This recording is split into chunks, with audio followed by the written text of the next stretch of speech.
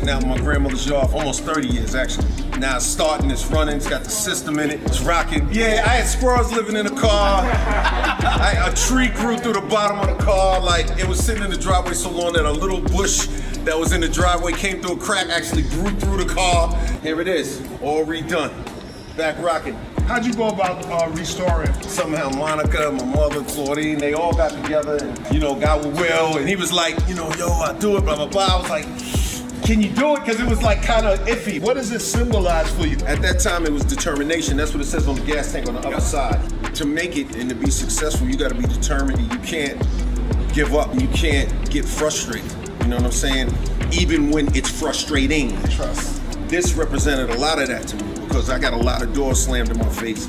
It being right here, what does it represent for you now? Anything's possible. That's right. I remember, getting in an accident at Andrew Jackson High School and, getting in a fist fight with a dude and, ended up in the precinct over this. You know what I mean? And now it's in the Rock Hall. You know what I mean? So, see? Yeah. You was protecting something that was real. Amen. I mean, back in the days, hip-hop had been having a love affair with cars since we was young, but it was like 98s, Caprice Classics and stuff like that. I mean, how does that kind of mentality compare to today's mentality of having to have a Maybach or a Rolls Royce? Well, I think at the time, we always had dreams, right? Like, I had a lot of friends that hustled, I had a lot of friends that did a lot of things, and we always wanted the best. What was in our minds back then was Benzes and, maybe an Audi, but it was Benzes and like a Rolls was kind of different. I don't begrudge anybody for wanting to have the best.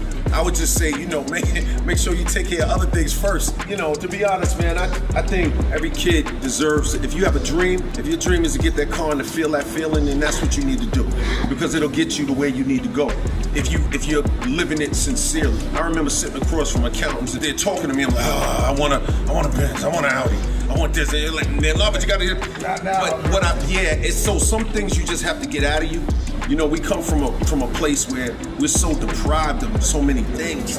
It's like kind of different to even be able to eat where you want. That's like special. When a kid makes their dream come true, they deserve that opportunity to feel that. So I don't begrudge them for that. I would just say be wise moving forward. You know what I mean? So what is this Audi's place in hip hop history? I mean, this is that era. This is the '87 era. This is LL, it's I'm Bad, it's I Need Love. I mean, it just means so much. You think about what it did for Def Jam, those albums, those early albums. What would hip hop be without Def Jam, and what would Def Jam be without LL? The whole era. Yeah. 87 era. Yeah. From 84 to 84 to 90. Yeah. Wow. Crazy. Your favorite memory?